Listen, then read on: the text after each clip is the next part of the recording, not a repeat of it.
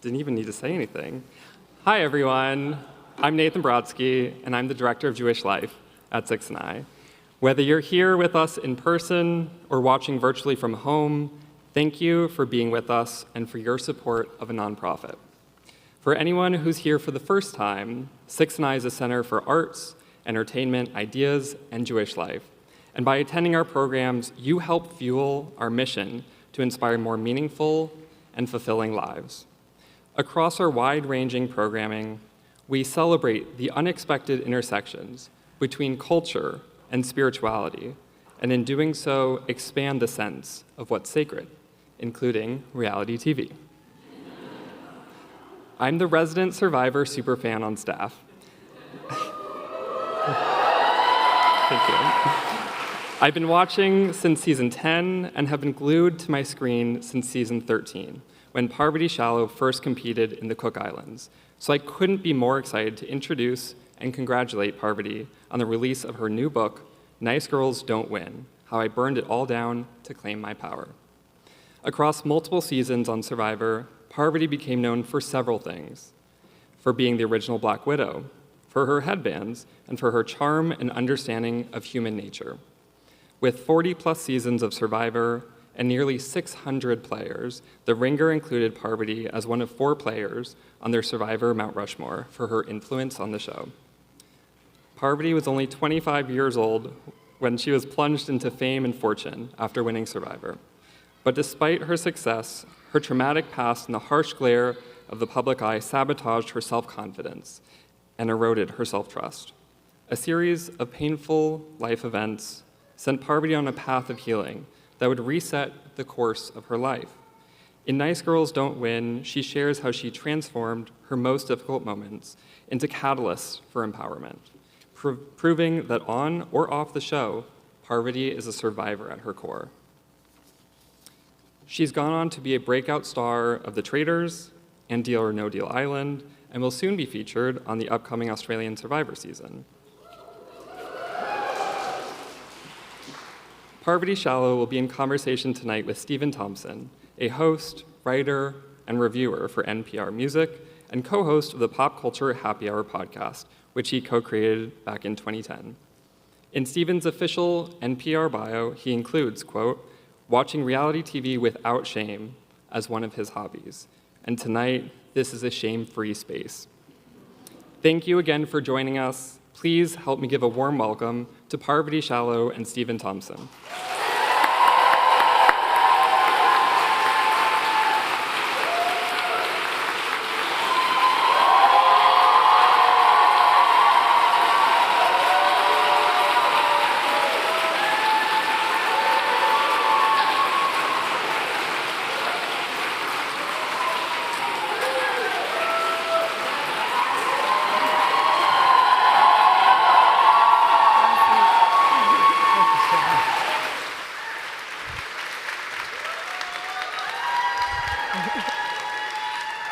Hi, everybody. Can you hear me okay? Great. It is a pleasure to have you all here. One more warm welcome for Parvati Shallow.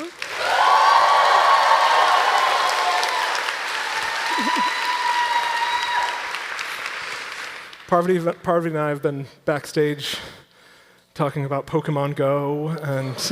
Yeah, we've really been nerding out. We were like really excited for these microphones. We wanted to do a little ba ba ba. I've never been hooked up to one of these where I did not break out into whatever boy band routines sprung up. I'm glad we brought a little bit of that. Yeah, exactly. Yeah. It's a nice way to kind of kick us off. Well, 2 days ago, Parvati, you put out your first book. Yes.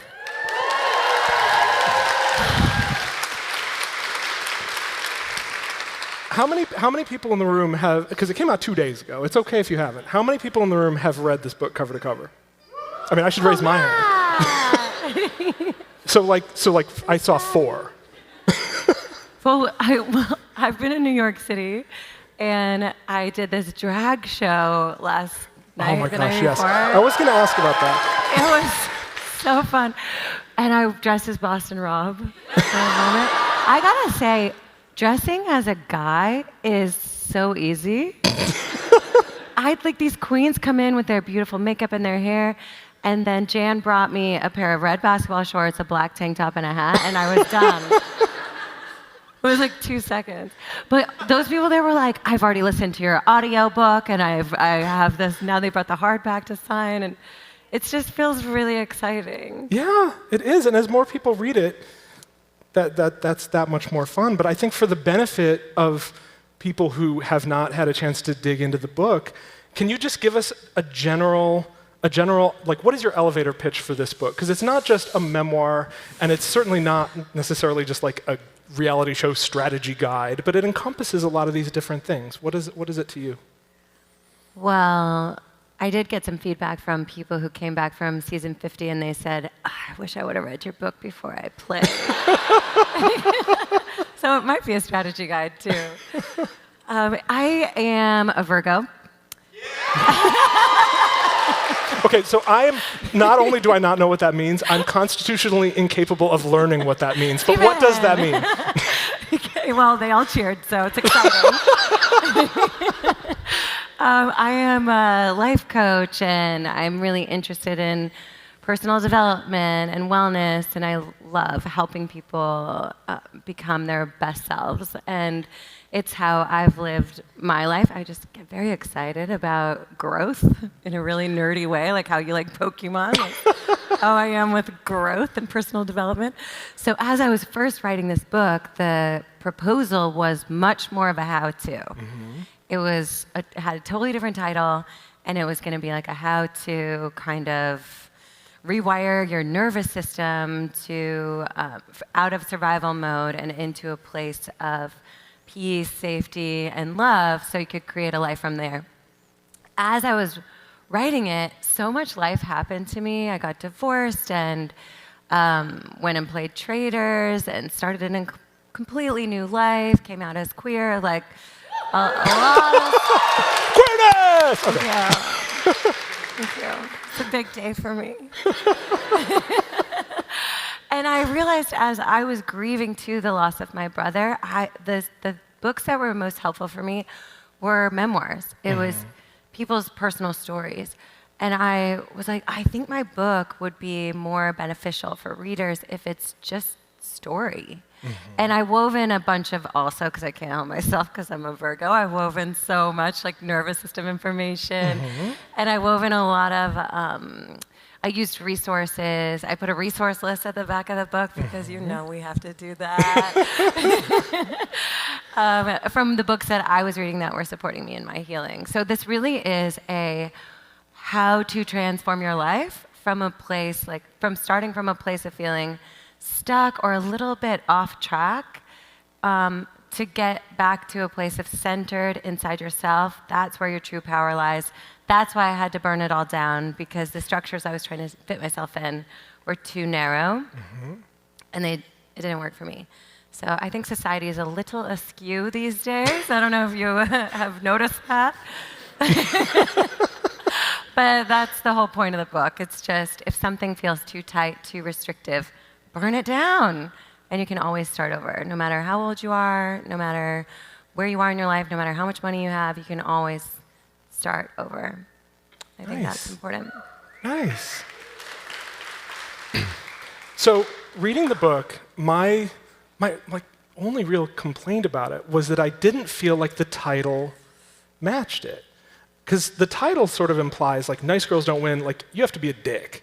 And I don't think that is the message of the book, right? Like the message isn't necessarily like embrace villainy, is it? My daughter is so mad at me for the title of this book. She's like, nice girls do win. I'm like, no, you don't get it. Well, I have probably the comprehension ability of a typical 7-year-old. And so I had a little bit of that reaction, because first of all, obviously nice people win all the time. Yeah. But that's also not ultimately what you're saying in the book. The book is full of moments of discomfort, and I did that intentionally. And the title and the cover picture might be uncomfortable for some people. It was uncomfortable for Blue Sky when I posted, say, hey, I'm going to do this thing. It was like, adult content banned. XXX. It's like, that is a woman in clothes. What is your problem? But it actually is adult content. Well, it is. Okay, so the title, I went through a few different ideas for titles, and the one that I really liked was Torched. And my editor was like, God, that's so dark. So dark. People are gonna think it's just a sad book about death. And I was like, well, it kind of is. But the title is a play on the feud that I had with Sandra. Mm-hmm. So Sandra called me not nice, and then I posted something and I said, call me anything, don't call me nice. Nice girls don't win Survivor or build lives they love. And then I said some other stuff that wasn't nice.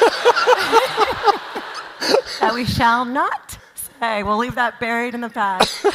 But the whole, really what I mean by the title is, it's like, there's a difference between being kind and being nice. Absolutely. And my friend Amy Bean, who I co-host my Nice Girls Don't Win podcast The podcast with, of the same name. Her mom says, be kind, but take no shit. Mm-hmm. And I love that because that is exactly Nice Girls Don't Win. It is. I am a recovering people pleaser. I think many out here are nodding in agreement that you relate. Yeah. And as people pleasers, we tend to, and especially as mothers, we tend to sacrifice ourselves for others. Benefit, right? And to meet the needs of others. And there's a coping strategy, a survival mechanism called fawning, which is really, it's a combination of freeze and social engagement. So on the inside, we're really stressed and feeling under threat, but we're smiling, and I'll give you whatever you want, and of course, and mirroring the person who we're speaking with to keep ourselves safe. That is a trap. It's like a cage. So don't be nice, be authentic. Yeah. That's really what I'm going with for the title. That makes a lot of sense. You don't have to be a dick. Please don't be, actually. If you're authentically a dick, work on that. Yeah. There's support groups for that. Well, one thing that you write about really compellingly in this book, you're writing about your experiences kind of being thrust into the public eye, appearing on Survivor for the first time in what I think might be the best season of Survivor, Cook Islands. You would know. I'm currently rewatching every season of Survivor for a project. And you read my book in one day.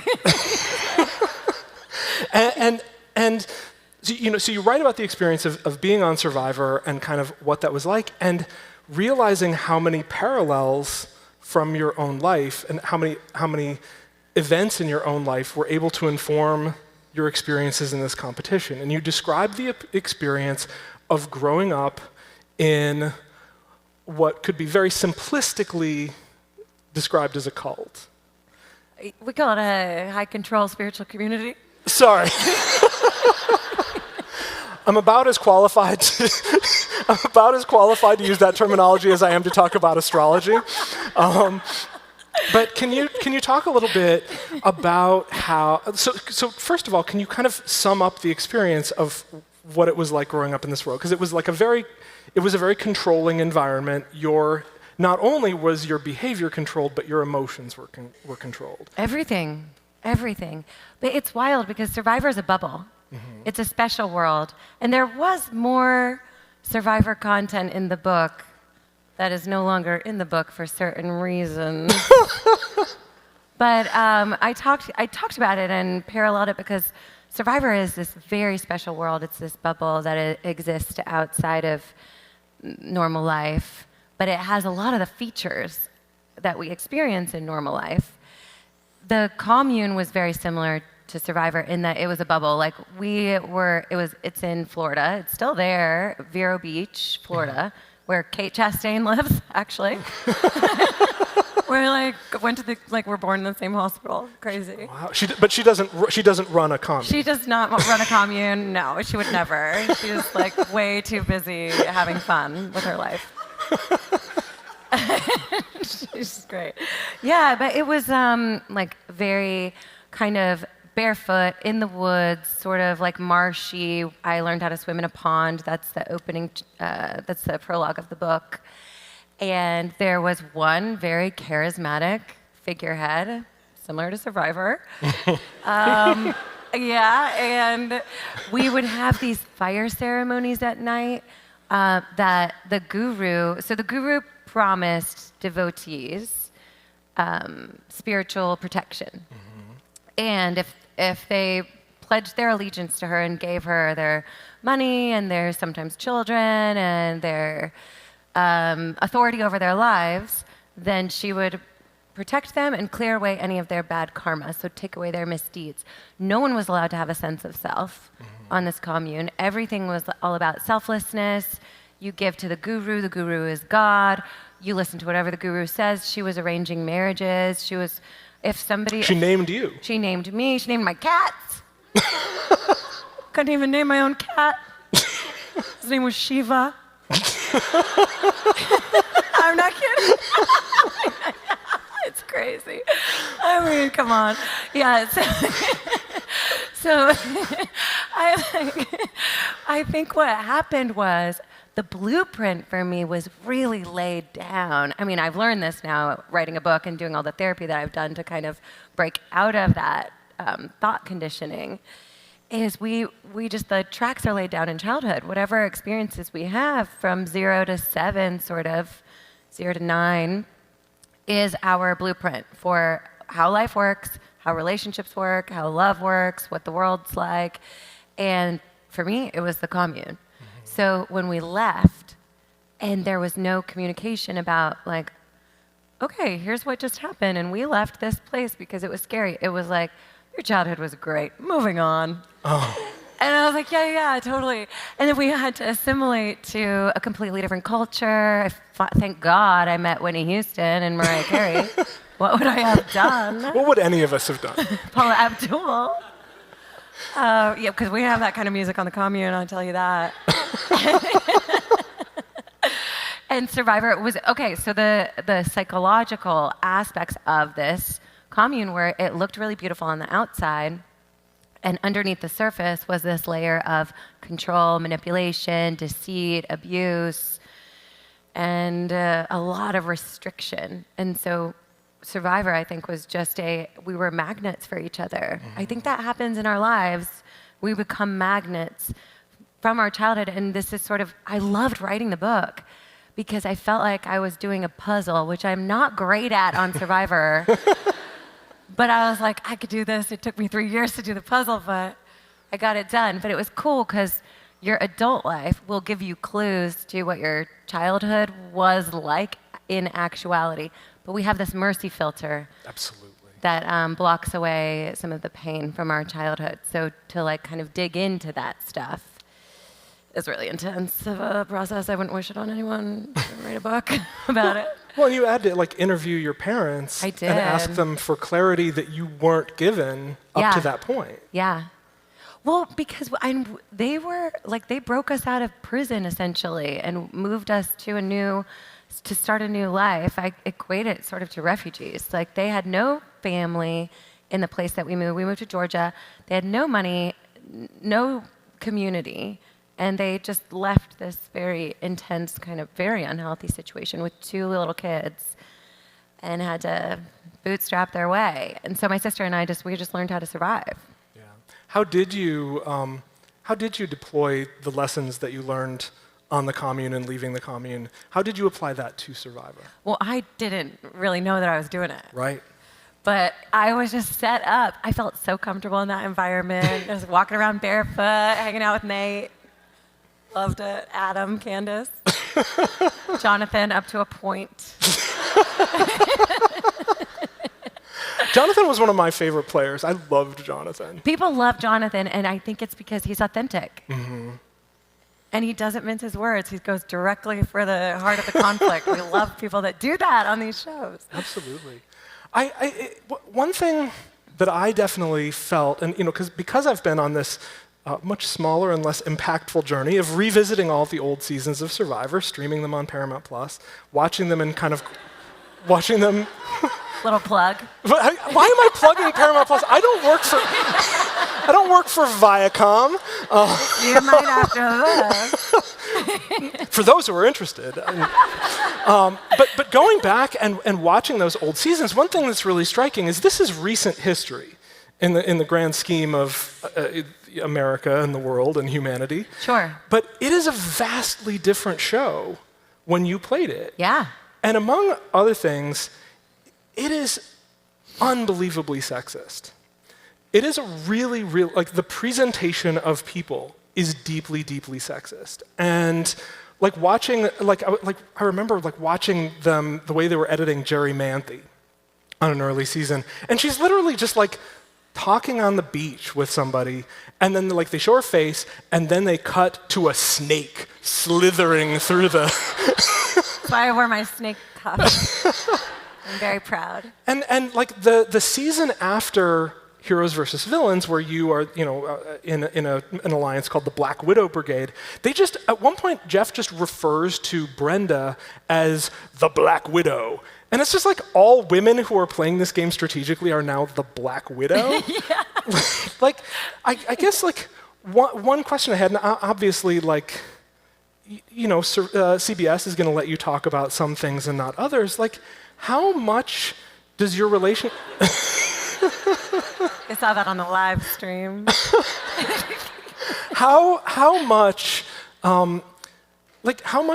does your perception of like how you were portrayed as a villain, and like you came back into the world and you were treated as a villain, you write about this in the book, that you were heavily criticized, that people would talk shit and like post pictures of you on the internet, that were modified in cruel ways.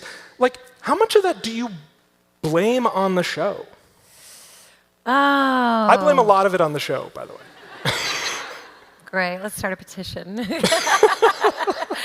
I did not identify as a villain when I was cast as a villain on Heroes versus Villains. And I didn't get it because my Black Widow Brigade allies, Amanda and Suri, were on the heroes, and I was on the villains, and then I'm like, that's confusing. And then Jeff, Suri, whose idea it was to make the most cutthroat move, was on the heroes tribe. I know, but she's so cute. I mean, she was one of my heroes. Yeah. But No one can ever classify her as a villain, even though she won Traitors. Like, she's so cutthroat, but she's so cute. I was like really confused, and then we get out of the helicopter, we're on our mats, and Jeff really doubles down. Mm-hmm. It's like he's trying to justify the decision to put me on the villains tribe, and he's trying to get backup. He's asking James Clement for backup. Also, I think miscast as a hero. The guy who said, "Why you gotta eat the apple?" Like, what am I, Adam and Eve? Are we? Don't classify your simple ass gameplay as heroism. Go ahead.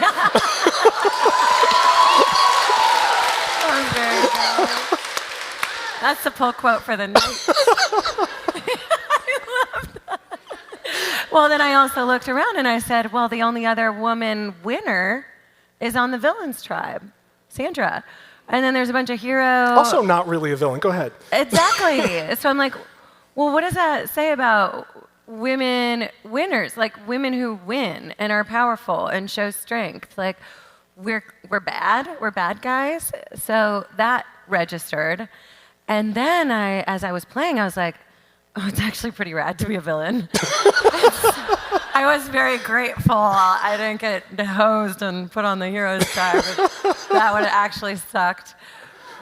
And I started to embrace it because what it came with was freedom. Mm-hmm. And it came with this permission to do what I needed to do to win a game that is based on deceit and manipulation and withholding information. It's like poker or chess or something like that, but with real people. Mm-hmm. So it's a dark game. It's psychologically very dark and requires me to put myself into that mindset when I'm playing if I want to win, which I always want to do. I can't not want to win. So I can't play a hero game a game that looks like a hero and be a woman. Like that would be playing nice. That would be like how some of the hero women went down. And I can't do it. You dedicate this book to the memory of the Black Widow. Well, it's dedicated to my daughter. Of course. She doesn't count. Oh my God, Alma's like, my mom wrote this book to me and no one else. She's telling everyone. Go on, you had a question. I wanted to talk about like, you're talking about leaving the Black Widow behind, but truth be told, and I know obviously you definitely can't talk in great detail about this, but you are playing in Australian Survivor, Australia versus the World. And again, I'm not here to plug, but it's coming. You should plug that one. Get yourself a VPN and watch however you watch Australian television. But you talk about retiring the Black Widow. What does that actually mean to you? Oh, well, the Black Widow Brigade was like, it just came out. It was just a thing that happened on a show 15 years ago. And it was this moment in time that became much greater than itself. It just grew and grew and grew. And it sort of became this kind of like extra skin. I can't even call it clothes because it was my skin that stuck to me. And anytime I played a game, anytime I went on a date, I was the Black Widow. And I was like, oh, something good for my dating life. But for gameplay, it struck awe and fear in people's hearts. So I felt like I kind of was the guru in that sense. Like I internalized a little guru myself, from that. Like everyone was kissing her feet. I'm like, kiss my feet. But I couldn't shake it. So there was no way to fly under the radar ever after that.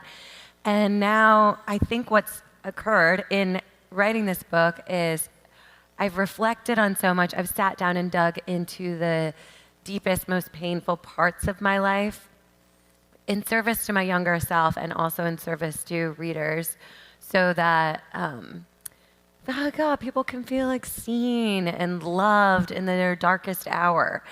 And that's what I needed then. And I think what's happened through the process that I worked is I've shed the skin. Like, I'm still a snake. Don't get it twisted. I love a snake. It's also the year of the snake. But this is a shedding, as we know, because we follow astrology and Chinese zodiac. Our deep shared knowledge is really coming in handy right now. Pokemon.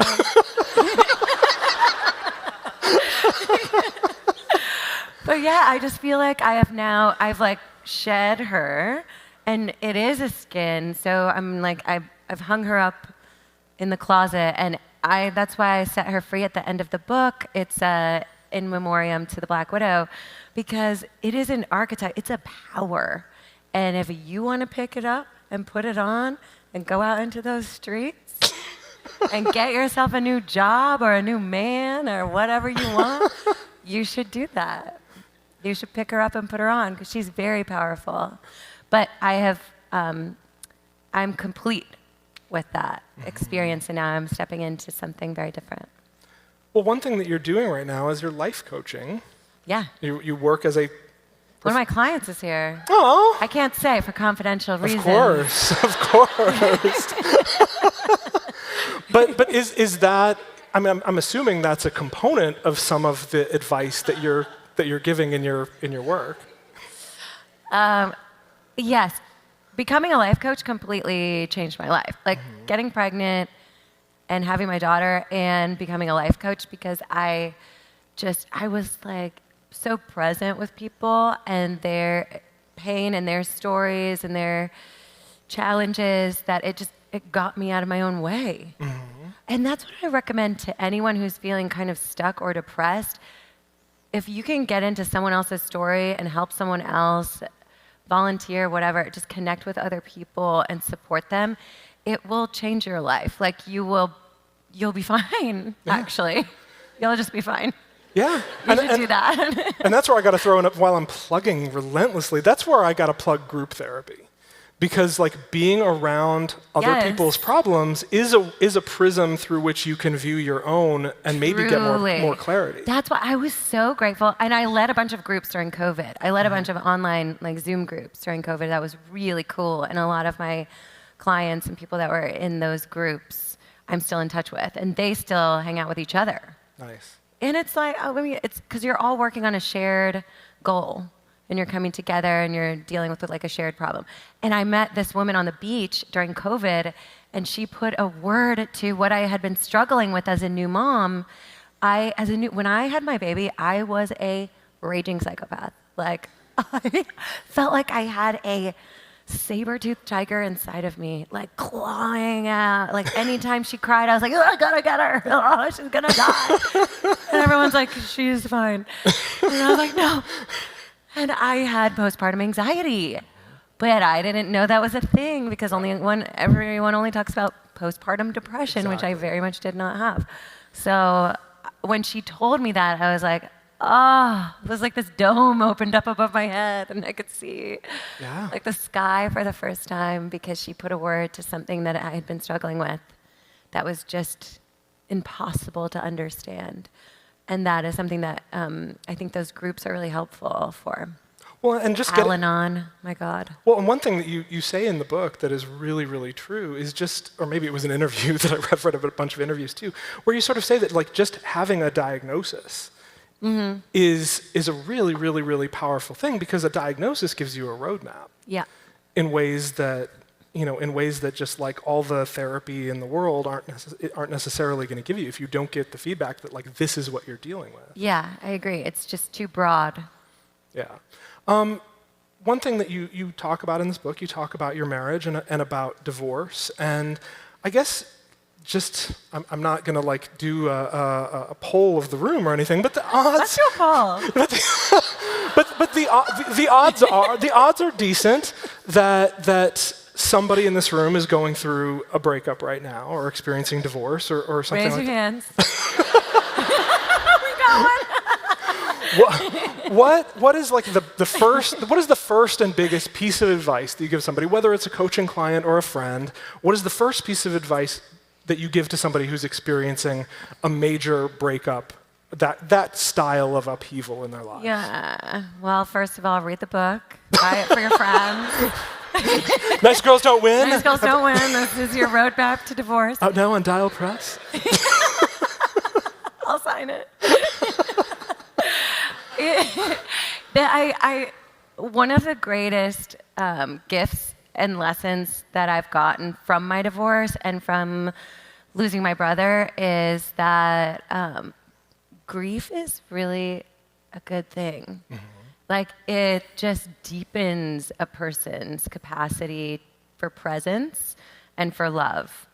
And once, like, it's joy, the more you can grieve and hold space for loss, a breakup, a divorce, the death of someone close to you, if you can let yourself feel that, then your ability to hold joy and love and all the good stuff also expands. Because it's too scary to let yourself grow and hold good stuff if you're afraid to lose it. Mm-hmm. So if you haven't grieved the loss of something, I would say like, maybe break up with somebody. Give it a try. I'm kidding. Don't do that. If you were in a wonderful functioning relationship, blow it up. That's what I would do. Don't do it. Don't cause drama in your life. But I would just say we can't avoid this human experience is very rich and very complex, and it's very emotional, and you cannot get through life without going through loss and pain. And if you're doing that, like whatever it takes to help support you through it, go for it. Like I had so many healers. I had so many friends. I gave myself permission to do whatever I needed or wanted to do when I was going through my divorce and grieving the death of my brother. And it was really powerful because I am a new person from having done that. Yeah.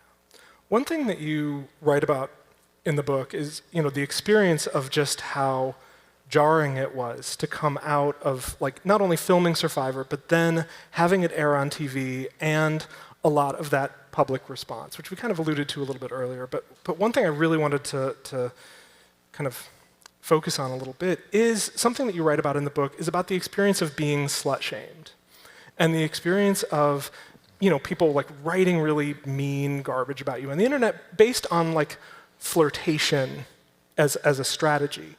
And it was interesting because you were writing about it and you were kind of saying like, why is this defined as slutty? But I was also reading it and I was thinking like, she should also just say, sluts rule. We get there, that's in the third section.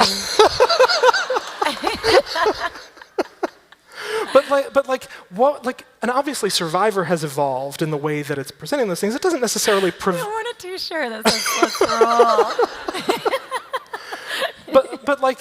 how has your view of those of that presentation and that way that people talk about that stuff, how has that stuff evolved as you've kind of moved through this reality TV universe? Well, I'm older now. I was in my early 20s when I first played and experienced that backlash. And it was a different era where it was totally normalized and actually, like, everyone was like, okay, standard. People are just calling everyone a slut. It's different now, I think. Like, we got Love Island, Temptation Island, we got Queer Ultimatum, we got stuff going on. Oh my God, Queer Ultimatum is such a good show. Go ahead. They do need a better host, so. They need. I just throw my hat in the ring for that one. Sorry, truest words ever spoken. Yeah, I will stand my ground on that. But yeah, I mean, it took me a while to get to a place where I could not take it personally and not make it true about me. Because I'd been in high school, I was called a prude or a tease because I was very interested in other people. Also, chapter 3, the fun chapter, talks about how I competitively really went for the senior superlative of friendliest, and I nailed it. You shouldn't want that, but I'm really glad I got it. It's my mission in life. But I'm like very interested in people, very naturally curious, and pretty warm and friendly, and I have a big smile, and they're like, you're a slut. So like, okay, I guess I'm a slut, but I'm not sleeping with anyone, so you're a tease. They're like, okay, I guess I'm a tease. I guess that's better than being called a slut. I don't know. Because I was in the South, so it was better than being called a slut. You wanted to be like a little girly in pearls and a white dress. And when I got divorced, I was like, I don't care anymore what people think about me. Because in order for me to file for divorce from someone who was diagnosed with cancer, at the time, I was like, I really have to own this villain label. Like, I really have to own it because his whole family's going to hate me. A lot of people are going to judge me just based on, like, I look like a psychopath. I play Survivor so much. And, I'm like, I'm sort of the, like, fame whore out in these, out in the world. And it looks like optics don't look good. So I was like, okay, if I'm gonna do this, like, this is me taking a stand for my life, for the possibility of real love, of a relationship that works, something beautiful to model to my daughter as well. And I was like, just a chance at love was enough for me. And I was like, okay, I'm gonna do it. I will be the villain in his story and probably a lot of people's stories. So once I stepped into that, it was like crossing a threshold where I was like no longer so afraid of looking like a bad person or like being criticized or negatively labeled. And it was a choice that I made for me. So I feel like it was sort of a hero's journey, like a mythic kind of moment where it was like, haha, I've passed the test. I'm like, now I am a sovereign being. And I claimed it there. I was like, I'm a villain. And you know what? I want to have sex. I want to get laid. I want to have a good time. And I'm not going to feel bad about it. And I'm going to write about it in my book. And then other people can have permission to do that too. And I read this book called Existential Kink, which was so helpful for me. It's pretty dark as well. Scorpio moon. Yes. I mean, I didn't even have to ask. Steven. Well, describe what for those who haven't read Existential Kink, which I'm assuming is just a handful of you. Like, why?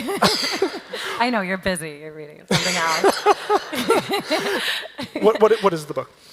It's a book that it's shadow work. So Carl Jung talks about the shadow. It's this part of ourselves, our psyche, that we, in order to survive in society and culture, we have to repress certain parts of ourselves to fit in. And so certain parts of ourselves we deem unacceptable or ugly or not okay, and we push them away. So for me, that was the slut. That was like being slutty or greedy or selfish. Those were my top 3. And I had been called all of those things. And I was like trying so hard to prove that I was not slutty, greedy, or selfish just made me miserable. So then I was like, what if I just accept that I'm slutty, greedy, and selfish? What if I just own that? And I'll make a T-shirt, and I'll walk around the world. Sluts rule! Yeah. Yeah, sluts rule, and I'm one. And it was just like, what if? Because I have this in me. Everyone has it in them. I hope you are slutty, greedy, and selfish. I really hope you are, because your life is going to be much more fun if you do it that way. Well, and also, and not to validate decisions you've already made, but like getting divorced from somebody who doesn't make you happy is a gift to them. Agreed. Yes, I got there. Yes, of course. It was the best thing for everyone. I had to be the one to make the move. So I had to be the one to actively choose myself and to actively choose to be the bad guy in that situation. But in reality, it's not, there is no bad or good. There is no right or wrong. It's all shades of gray. And we get there in the 3rd act of the book. It's the Beyond Binary chapter, which is one of my favorites. It was my favorite chapter. Which we'll be talking about in just a moment. Oh, I Stay love tuned. reading that one on the audio book. It's my favorite. I was like making the guys in the control room laugh.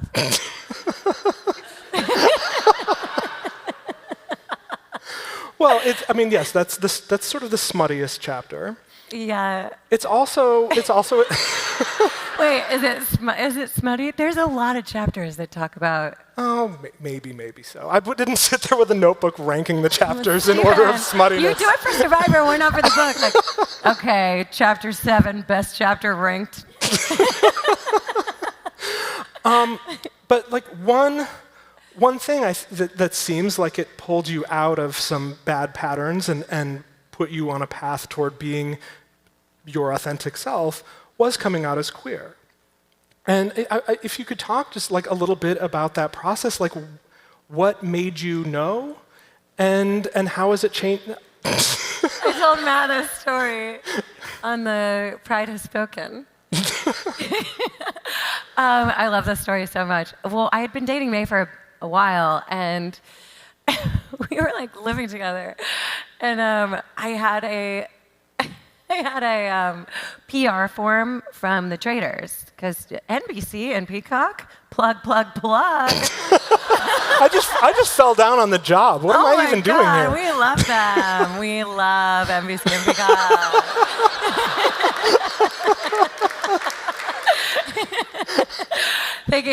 They sent me a form for the PR to make sure that, they're like submitting me for the right, aligned press for Traitors. And there was a drop down. There was a question. Are you LGBTQ? Are you an ally? Are you prefer not to answer? And I was like, I'm an ally. Click. May goes, Barb, I hate to break it to you, but you are not an ally. I just imagine them hovering over you like, can I help you? Nice work on that pronoun. Oh my God. No. It's like dying. And I was like, oh my God, are you saying what I think you're saying? I'm queer? And then it was just like off to the races. You were an ally last night.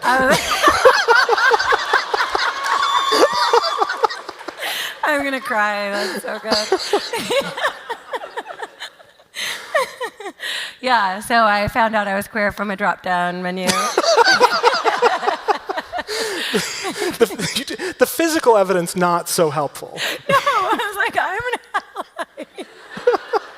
I mean, it is. I mean, it's something that you've talked about a little bit already. Is just the experience of. It's why so many people keep journals, right?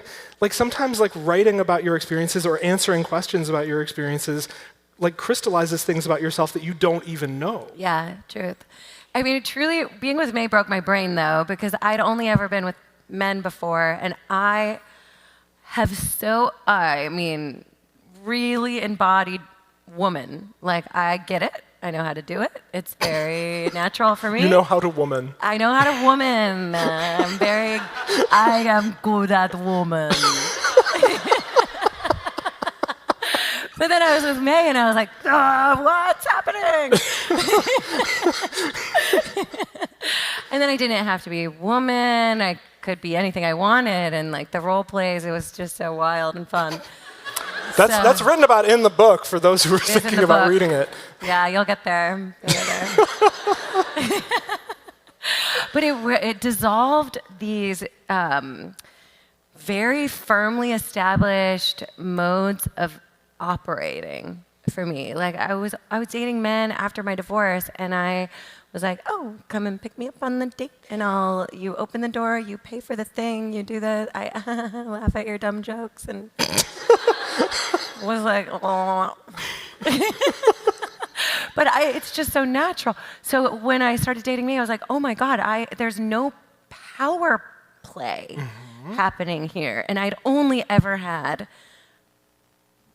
people who wanted to like either have power over me, control me, or like have me as some kind of a status symbol, or like prove how manly they were. And it was exhausting. Because I am a very assertive and strong woman, they have to work really hard to overpower me, and it sucks. I don't want them to do that. So when I started dating a not man, I was like, I've really been missing out a really long time, because it was so easy.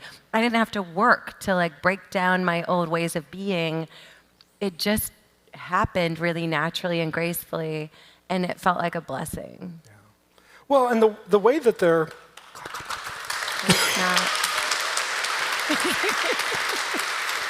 God, how rude of me. I almost stepped on your applause. Oh, that's okay. We're moving on. Well, I think like the way you write about May in the book, like one thing that seemed clear to me from a distance reading it is that one of the revelations is that you maybe didn't necessarily have a lot of experience dating somebody emotionally intelligent. Not to generalize. Sure. Is that the case? Like that must have also been an eye opener, right? You know what? They're so kind in the way that they're presented in this book. The kindest and brilliant. And the thing was, I was finding men who I was either emotionally connected to and had like a nice rapport with emotionally, but like lacking in physical chemistry and attraction, or the other way around. It would be physically like, yeah, we got this, but emotionally really stunted. So I was like, I just got divorced. Like, I'm not gonna settle for like one or the other. I want it all because I'm greedy, slutty, and selfish. So I want it all. So that's what it was. It was like, I didn't want to just have one or the other. And they do exist. Like, getting, you can have it all, actually. Yeah. Imagine that. Yeah. Good people But are. I've never had that experience. Yeah. I didn't want to neglect the questions from the audience because we got some outrageous questions. We got some killer questions from the audience. And if I'm not mistaken, there's also a point in this where people get to stand and ask questions. That's the case, right? No. Ha! Suck it.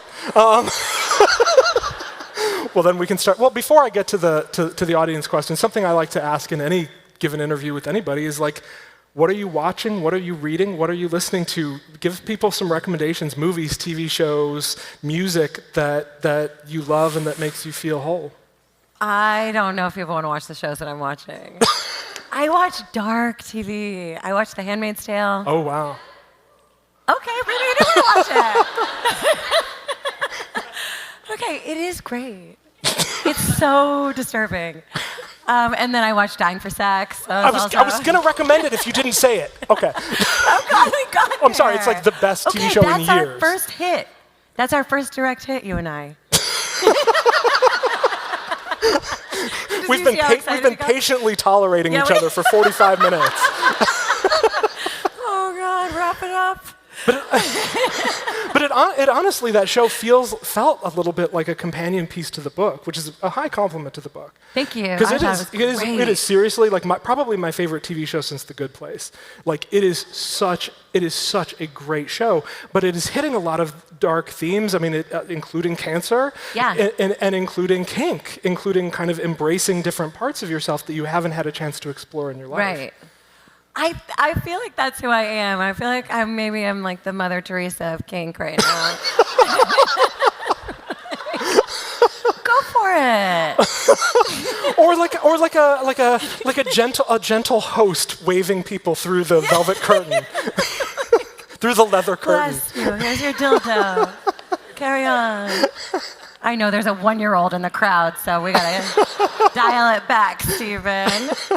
But I mean, I don't know. And for music, I'm just like, I'm a pop princess. Mm-hmm. I know, like King Princess just came out with a new album who we love. And I just am like old school with Muna? Whitney. Yeah, I like Muna. Okay. The Beaches? Yeah, and Mallrats. Really yes. into Mallrats these days. I know, it's cheesy, you guys. What? Nobody's cheering. Oh, for I listen to music. I love that you're like. I love the Rolling Stones and like others' musics. I love that you're like. It's my shameful secret. I listen to music to experience joy. I love it. I love pop music. I just bounce around my house. I throw it on in the morning. We have dance parties in the kitchen. I make pancakes for Amma. I serve it to her on a little tray while she's watching Barbie before school. It's really bad. I have to stop. Well, let's do some audience questions since they're not allowed to speak. Who's responsible for that? Okay, by the way, y'all should just do some of these interviews because there are some great questions. Oh my God, I was reading those and I was like, oh, I gotta really think. Yeah. All right. Okay. I'm gonna start with the very first one here. It's a great question from Shannon. When you show your daughter your TV appearances in the future, what do you hope she takes away from them? Oh, well, that's one of the reasons why I wrote the book too and dedicated it to her, because I really want her to know her mom, because we do repeat the patterns of our parents. Absolutely. So if the more familiar we are with who our parents are, the more information we have about ourselves, which is really helpful for life. So I hope she does watch the shows at some point, and I hope she sees through the sort of like edit that portrays me as a one-note character in some of the earlier seasons of the show, and she just takes this sense of, oh, my mom had grit, she had endurance, she had resilience, she was really smart. She once had $1 million. Where is it? Yeah, one time I shoved it under the sink in my bathroom. I was like, money. Can't have that. Where's the guru? But my daughter's hilarious. She has seen one scene of me on Survivor, and that is the scene where I hold my arm up over my head. Oh, and yeah. She consistently to this day, that was the original prologue, by the way. It was the arm raising challenge, which was cut. Anywho, the new prologue is better. So she does the arm raising challenge on her own, just whenever randomly she feels like it. She's like, time me. She's really funny.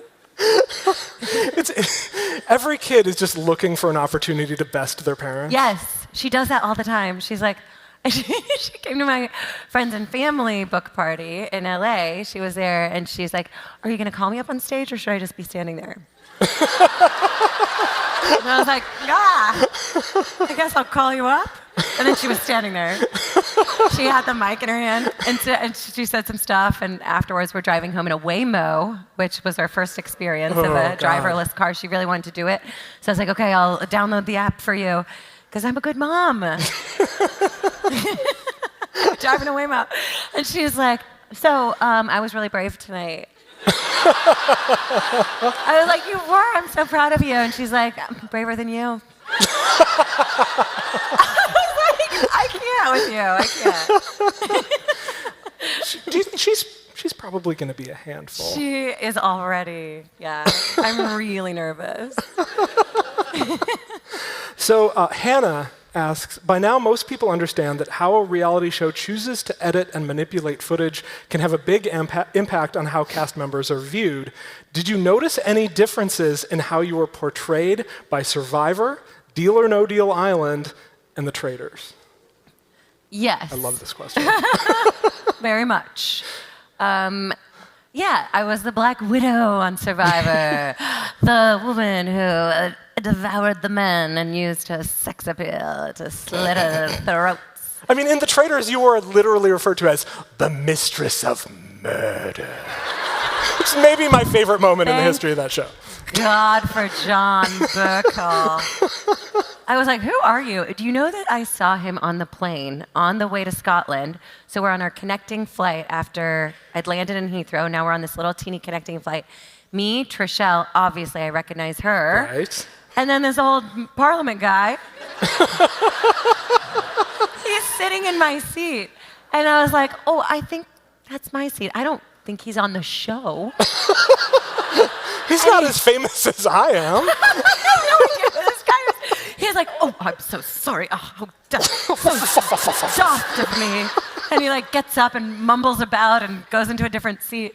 And then I see him on the first day at the castle. I was like, "Old man?" From the plane. What are you doing? What are you doing here? I love, though, Studio Lambert, who produces The Traitors, is excellent. They are the best. Oh my God, I loved working with them. And I wrote, the Traitors chapter was really fun to write because it was such an experience that was wildly different to Survivor. For many, many reasons. And I didn't know what to expect because I played that game like I felt like an insane person. I was like, every time I looked, someone was yelling at me and I was just squinting at everyone. I'm not a traitor. Short-circuiting every minute of every day. So the only time I had fun really was in the turret with Phaedra. And then poisoning Poisoning Ekin-Su was really the most fun, but I love her. I love Ekin, but poisoning her was kind of a blast. But the way I was like, after I left, I was like, how are they going to edit me? I'm going to look like a lunatic. I thought I was going to look totally nuts. And then I watched the show and I was like, wow. I really look like I got it all together. Well, I think any traitor would have looked like they had it all together compared to Dan. Dan? Oh, he who shall not be named. We love him as a person. We hate him as a traitor. He was so good on Big Brother and so bad on The Traitors. It's a different game, and I think people are afraid now of looking like a bad person on reality TV. So a lot of people really dial it back, and they're conservative in their gameplay. And also, Traitors is hard because you're like holding this lie, and you have to like double think everything. It's so weird. It's like you can't have a real conversation as a traitor. And I think Dan was just really out of his element in that way. But then when I got back and watched the show, I was like, oh my God, I'm cool. I love the headbands. I love the headbands here. The headbands were tonight. phenomenal. There are people wearing There's Yes, headbands. I see a headband. Headband, excellent. Yeah. Headband. What about Deal or No Deal Island? And then Deal was just so silly and so fun because I had David and Dixon. And I know, like, the best alliance ever. Dixon was so ice cold. He would have killed me at any moment if he could have. He was just like, sorry, Mom. But I think after playing Survivor's so intense and it's so grueling, and it's a game of who can suffer the best. Right. And they don't starve you on the other shows. They don't, but I can't. I don't eat when I'm stressed, so I like still lose a bunch of weight, and I'm still real like tweaky after I come home from those games. Because I'm in a different mindset. I'm back in survival mode, and I wrote it in the book. I wrote like, I've been through my whole life through survival mode, and then I healed out of that nervous system mode of operating, and then I throw myself back into Traitors and Survivor and Deal, and those arenas require survival mode. They just do. I got to be hyper vigilant. I got to be watching everybody. I got to be seeing what's going on. I got to be thinking 10 steps ahead, and you can't trust anybody. So I just know I'm stepping back into that mode of operating when I go play these games. But the good news is now I've done the work to differentiate the game from life, so I can come home and then I can drop that mode of nervous system operation. But I loved the edit from Deal. I thought it was silly and campy. That show's really fun. Yeah, I think the through line could have been edited a little bit better. If I was, producing the show, I think I would have had some notes. Thankfully, Got a question about that too. Yeah, I have some notes for them. But I'm moving into producing. That's what I wanted to. And and Colton in this audience has a perfect segue into that topic. Colton. Recently, thank you, Colton. Recently, you've talked about developing your own reality TV competition show. How has being a competitor helped shape your thinking as a game creator? Oh, I have the playbook. I have the inside scoop. These executives are like, well, how do we make sure that the players aren't going to be too nice? And I was like, are you crazy? Look, let me tell you. So I just tell them this is how it goes. I know the ins and outs behind the scenes experientially, which is really the best place for me to operate and give advice from. That's why I was prepared to write this book, because it's my experience, and this is the wisdom gained from experience is so strong. So I can stand very resolutely behind my ideas, and when I get into a room and I'm pitching a show, you better believe it's going to be the best show you ever saw in your life. Because of what I know from my experience in all these games. And all the other different kinds of people that I played with as well. So I can peg an archetype. I can tell you which person is faking it and is saying they're going to be a villain, but is going to be too scared of their mom's opinion of them to really actually be a villain when they start filming. Yeah, I'm ready for that. I'm chomping at the bit. I can't wait. It's been really fun to go back and watch old seasons of Survivor and see how archetypes introduce themselves, and how sometimes it's incredibly different from how they turn out. Literally, the first thing Rupert Boneham, one of the ultimate self-appointed heroes, in the that's not really a knock on the guy. I'm sure he's very nice, but that is a guy. But the very first thing he says is pirates steal, I'm gonna lie, cheat, and steal. And then he's like, I'm about honor. 5 minutes later. Men can get away with that. You think a woman could get away with that? No chance. I mean, the number of archetypal villains on that show who would be crucified if they were women, especially in that era, right, is pretty well, shocking. I will say Australian Survivor. All right, that's all I'm going to say. All done. No, can you just do a favor and just spoil the season of Australian Survivor that you're on? Just give us a general, give us a boot order. Look, this is what I will tell you about Australian Survivor. It's cool. It's cool. I started watching the show to prep for playing, And I was like, oh man, it's really fun how they edit it because it's sort of cinematic and they make characters out of people. So I am stepping back into... It's a little more old school. It's old school like that. I'm definitely stepping into a game where it's like, they're going to make a character out of me. I'm well aware and totally okay with it. Because they do it for this cinematic, it's like Marvel movies where there's someone you're pulling for, there's someone you hate. You love to hate them. And I think that's something that draws people to Survivor, or old seasons of Survivor anyways, where it's sort of like a sports team. Oh, yeah. Yeah, where you stand, like you get behind your player and like, oh, that's my player, I freaking love them. And then you hate the one that's trying to get them out. And that's sort of not really happening in the new era as much because people are more whole people. Like, so. People are edited to be human beings just, with like, thoughts and feelings. Whatever. But if you want a little like fun kind of cinematic Survivor, you got to check out Australian Survivor. It is old school. It also brings back memories of toxic masculinity. Totally. Yes. There's a lot more of kind of honor and integrity guys. Oh, on Australian Survivor? Yeah. Oh, yeah. And there's a lot of guys that are like, oh, I'm the bad guy. Like they just claim it, like Rupert style or Russell. Because they want to be that one note. They want to be a character. I think that's kind of the name of the game out there. But they're out there for 50 days. That's crazy. And the challenges are like, ain't no puzzles on Australian Survivor. It's also a throwback to the more kind of gladiatorial, people kind of whomping on each other challenges, which isn't as like I've really noticed that watching old seasons is there's no place to hide because it's like, okay, 5'2" person, now you are battling.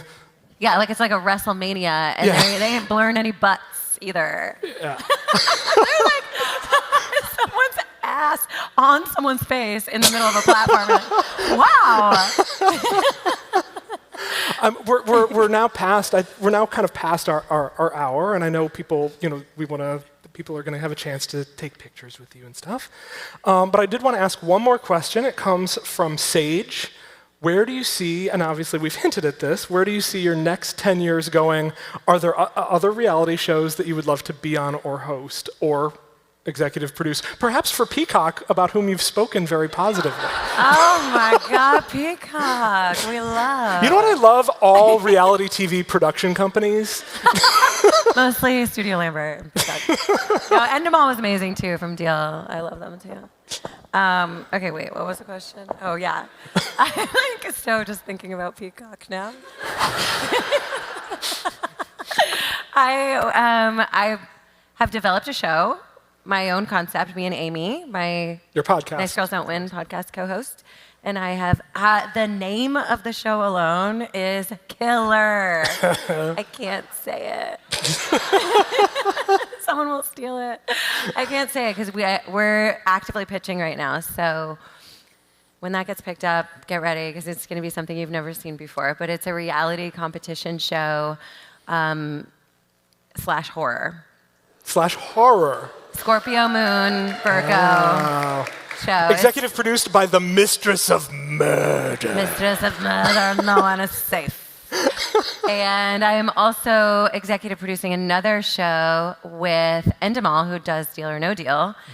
And we are doing those pitches like next week when I get home. Wow. So, and I'm working on a documentary, and we're going to be pitching that out really soon. So there's a lot of like irons in the fire with shows ongoing. And that's where I'm moving towards. I'm moving into hosting, producing, creating, developing. The only reality show I would play again is Traitors All-Stars. Oh my God. I would. Please. I would do it. Please tell me that you just spoke that into the universe. I would wear so many headbands.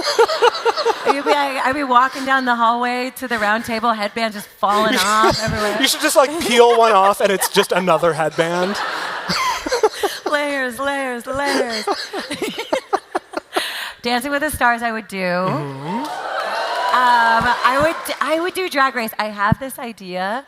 I want to be paired up with the queen. I want it to be like queens and reality competition gamers paired up together where the queens get a gamer They can pick whoever they want.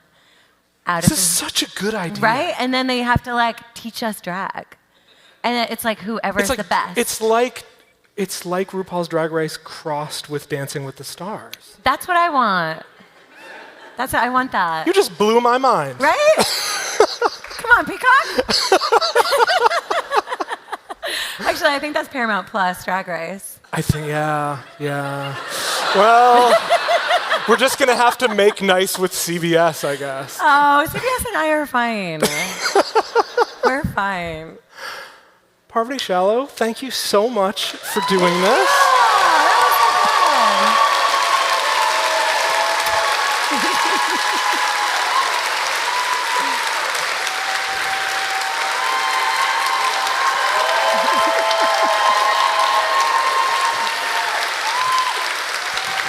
Nice Girls Don't Win is in finer bookstores now. Finer bookstores. None of those slutty bookstores. It's only in the slutty bookstores. Yeah, it is. Thank you, everybody. You have to go in the slutty